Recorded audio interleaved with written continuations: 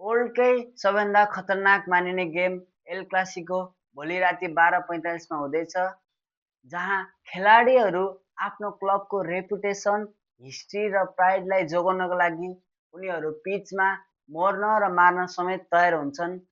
हामी सबैजनालाई थाहा नै छ एल क्लासिको हिस्टोरिकल्ली कति महत्त्व छ भन्ने कुरा।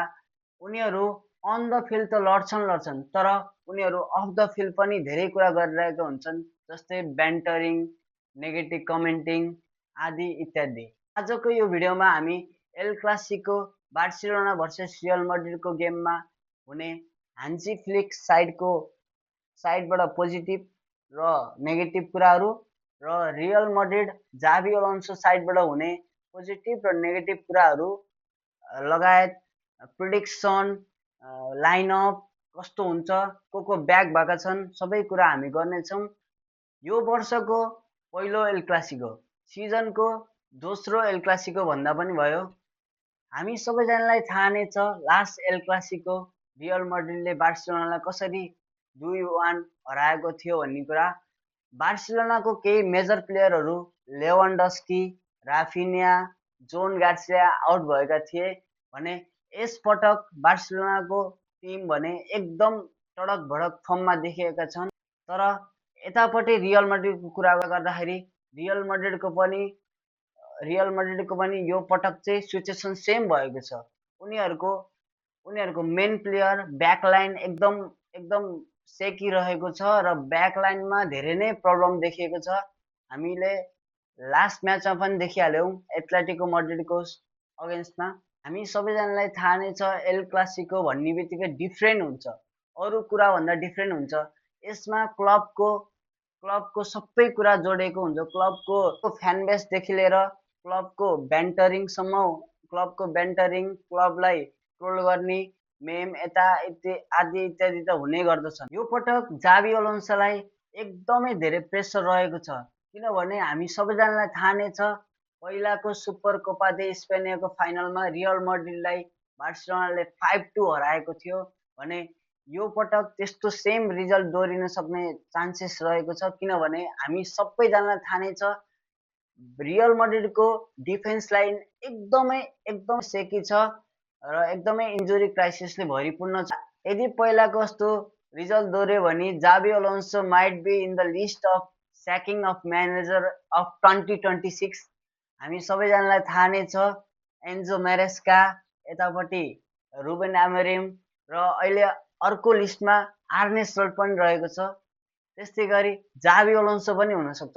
तर हामी बार्सिलोना फ्यानहरू यत्तिको कन्फिडेन्स चाहिँ हुनु स्वाभाविक नै हो, किनभने हामी सबैजनालाई थाहा नै छ बार्सिलोनाको last game Athletic Club Ernesto भल्भेर्देको एथलेटिक क्लबलाई 5-0 हानेर यति खतरनाक प्रदर्शन दिएर, यस्तो बबाल प्रदर्शन दिएर राफिनिया, फर्मिन लोपेज र जोन गार्सियाहरूले खतरनाक गेम खेलेका थिए। हामी सबैजनालाई थाहा नै छ। फर्स्टली हामी रियल मड्रिडको केही एडभान्टेजको कुरा गरौँ, बुस्ट पोइन्टको कुरा गरौँ। हामी सबैजनालाई थाहा नै छ लास्ट गेममा के भएको थियो, एथलेटिको मड्रिड अगेन्स्टमा के भएको थियो। म एउटा मात्रै मान्छेको नाम लिन चाहन्छु, त्यो हो फेडे रकेट भल्भार्देले कस्तो बबाल ब्याङ्गर हानेको थियो भन्ने कुरा मैले यो डिस्क्राइब गर्नु पर्दैन होला। मेरो यो रौँ पनि एकदम ठाडो हुन्छ, त्यस्तो खतरनाक गोल हानेको थियो।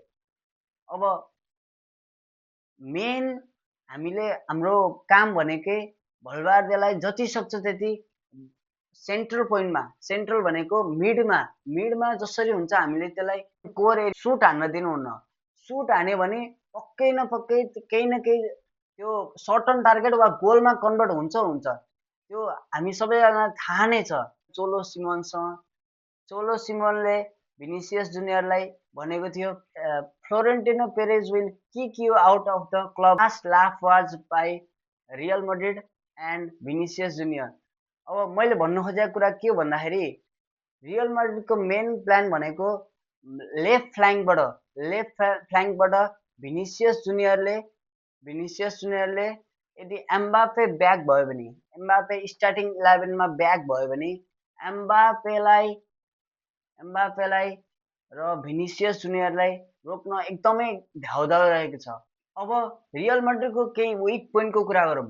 हामीले देख्यौँ लास्ट गेम एथलेटिको, मैले लास्ट गेमकै धेरै कुरा गरिरहेको छु, किन भन्दाखेरि लास्ट गेम भन्ने बित्तिकै हामी सबैजनालाई याद छ नि त, भर्खर भएर ताजा छ यो कुरा। त्यही भएर मैले लास्ट गेमलाई मात्रै धेरै प्रिफर कुरा गरेँ। लास्ट गेमलाई लिएर अहिलेको पर्फर्मेन्स कस्तो हुनसक्छ, यो गेममा कस्तो हुनसक्छ भनेर मैले त्यसलाई ट्याली गर्दैछु। मिडफिल्डमा रियल माड्रिडको टोनी क्रुज र मोड्रिकको एब्सेन्स एकदमै धेरै देखिएको छ। रियल माड्रिडको मिडफिल्डमा टेम्पो कन्ट्रोलरै छैन। टेम्पो कन्ट्रोलर भनेको जस्तै अब बार्सिलोनाको कुरा गर्नु भने पेड्री र फ्र्याङ्की डियङले एकदमै धेरै कन्ट्रोल गरे, बलमा कन्ट्रोल गरेको देखिन्छौँ। एल क्लासिकोमा मेन चाहिने भनेको टेम्पो कन्ट्रोल हो गाइज। टेम्पो कन्ट्रोलर यति धेरै चाहिन्छ नि, मतलब मैले भन्नु खोजेको कुरा के भन्दाखेरि रियल माड्रिडको मिडफिल्डमा एकदम धेरै सेकी देखिएको छ केही समयदेखि। जुड बेलिङम कहिले पनि आफ्नो त्यो सेन्ट्रल पोजिसनमा बसिरहेकै देख्दिनँ म। जहिले पनि ऊ एट्याकिङतिर लागिरहेको हुन्छ र र मिडफिल्ड धान्न पर्ने भनेको कामाविङ्गाको हातमा हुन्छ। यसैमा बार्सिलोनाको एउटा प्लस पोइन्ट छ। बार्सिलोनाकोमा फ्र्याङ्की डियङ र पेड्री छन्, जसले आफ्नो मिडफिल्डलाई एकदमै धेरै कन्ट्रोल गरिरहेका हुन्छन्। उनीहरू कसरी सेन्ट्रल ब्याकसँग कनेक्ट भइरहेका हुन्छन् र कसरी फरवार्डसँग एकदम लिङ्क भइरहेको हुन्छन् हामीले देखेका छौँ। एथलेटिको माड्रिडसँगको लास्ट गेममा रियल माड्रिडले एउटा गल्ती गरेको भनेको मेन भनेको सेट पिसमा एकदमै धेरै उनीहरू सेकी देखेको छ। रियल माड्रिडको एउटा क्रुसल देखिन, जसरी उनीहरूले चान्स क्रिएट गरेको थियो त्यसरी नै फिनिसिङ गर्नै सकेन। तर रियल माड्रिडलाई एउटा प्लस पोइन्ट बुस्ट मिलेको छ, किन भन्दाखेरि Mbappe is back in the team. अब एम्बापेले अब कतिको अब क्लिनिकल हुनसक्छ, तर त्योभन्दा पहिला एम्बापे स्टार्टिङ 11मा खेल्छ कि खेल्दैन र स्टार्ट गर्छ गर्दैन भन्ने कुरा मेन फ्याक्टर हुन्छ। केही इन्जुरी पनि मेन प्रब्लम रहेको छ। अहिलेसम्म हान्जी फ्लिकले फाइनलमा खेलेको खेल अहिलेसम्म हारेको कुनै पनि रेकर्ड छैन। होप यो गेम पनि त्यस्तै होस् भन्ने चाहन्छु। बार्साले आफ्नो हाइल्यान्डलाई एकदम धेरै धेरै बचाएर राख्नुपर्ने हुन्छ। जसरी पहिला अस्ति नै एम्बापेलाई अफसाइड धेरै क्याच गरेको थियो, त्यस्तै गरी यो पटक पनि क्याच गर्नको लागि। तर हामीसँग पहिला पो इनिगो मार्टिनेज थियो, अहिले अब गाह्रै छ। तर होप गरौँ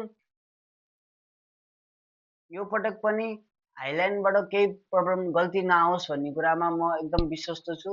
र फर्मिन लोपेज बिर्सिनै नहुने नाम, हाम्रो टप प्लेयर, एकदम अहिलेको टप नच फर्ममा एकदम बब्बाल फर्ममा चलिरहेको प्लेयर भनेको फर्मिन लोपेज छ। कुन्डे एकदम सिन्सियर हुनुपर्छ यो पटक, किन भन्दाखेरि कुन्डेको अगेन्स्टमा आउँदैछ भिनिसियस जुनियर। भिनिसियस जुनियरको एकदमै धेरै पेस रहेको छ र त्यो पेसलाई बिट गर्न सक्नुपर्ने हुन्छ कुन्डेले।